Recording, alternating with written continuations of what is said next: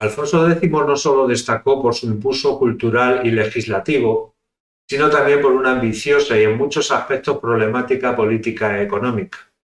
Gobernar un reino en expansión exigía recursos constantes, guerras, administración, diplomacia y sobre todo el sueño imperial de Alfonso X requerían una financiación continua.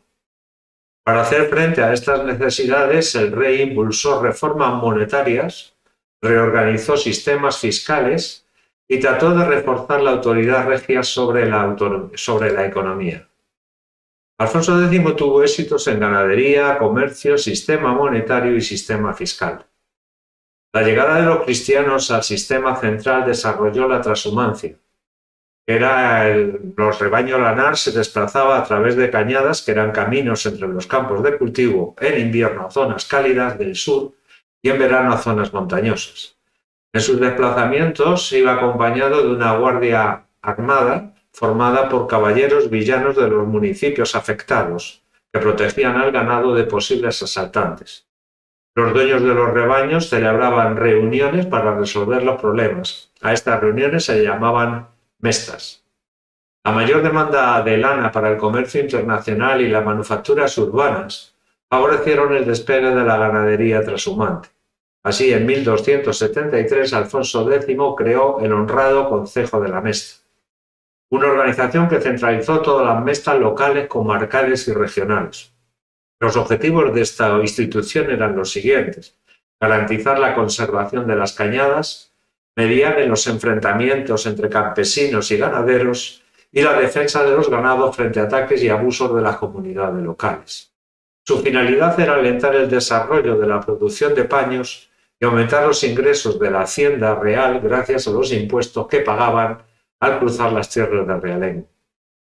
La mesta estaba controlada por los grandes propietarios de rebaños, las órdenes militares, los eclesiásticos y la alta nobleza, ya que para formar parte de dicha organización era imprescindible tener más de 100 cabezas. Estaba organizada en cuadrillas regidas por alcaldes y estaban auxiliados por un extenso personal burocrático que se encargaba de las tareas administrativas. La mesta tuvo una serie de privilegios concedidos por el rey, como refrendar los acuerdos tomados en sus asambleas de obligado cumplimiento, incluso para aquellas personas ajenas a la mesta, y ventajas fiscales a los pastores como la exención del pago de portalgo por paños y viandas que transportaran, así como no tributar por los animales que llevaban los pastores y poder cortar leña en los bosques comunales. La mesta permaneció 5 siglos y tuvo el control del monopolio lanero en los mercados internacionales. Todo ello gracias al tipo de oveja que llevaba la transhumancia, que era la raza merina. Era un cruzo de ovejas del norte de África con ovejas churras peninsulares, que proporcionaba una lana de gran calidad. Fue una de las principales fuentes de ingreso de la corona. Junto al honrado concejo de la Mesta también existía una transhumancia de corto recorrido, que se desplazaban en el interior de las regiones y afectaba a varias villas. Se beneficiaron de los privilegios concedidos al honrado concejo de la Mesta.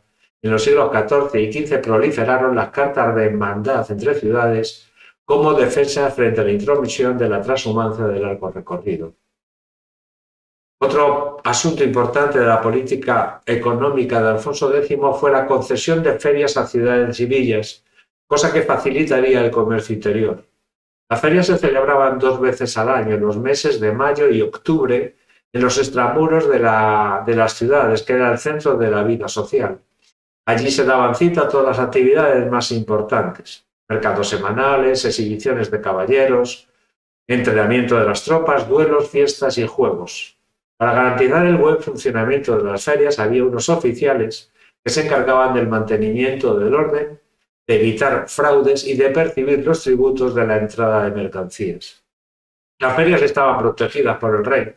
Recibían privilegios como el cobro de peajes a los comerciantes foráneos, el diezmo de llegada e impuestos como la alcabala, lo que sería el IVA actual, y el impuesto de la sisa, que era un 1 o un 3% de lo vendido.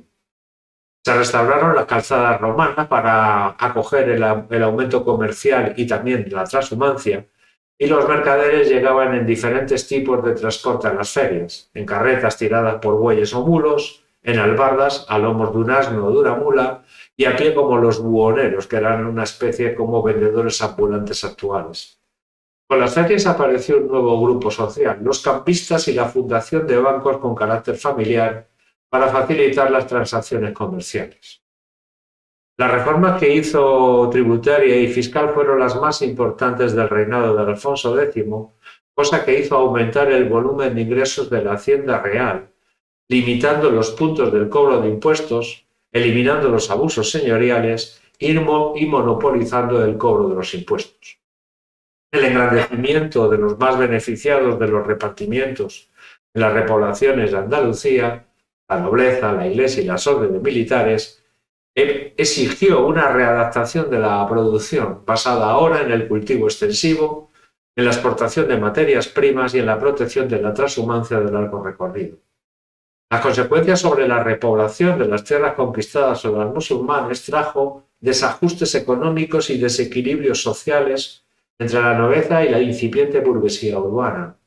Otra de las causas de la crisis económica fueron la mentalidad consumista de los productos de lujo, el incremento exagerado de la circulación monetaria, los cuantiosos gastos de la elección para el Sacro Imperio Romano y el mantenimiento del incremento de la flota para defender la costa atlántica.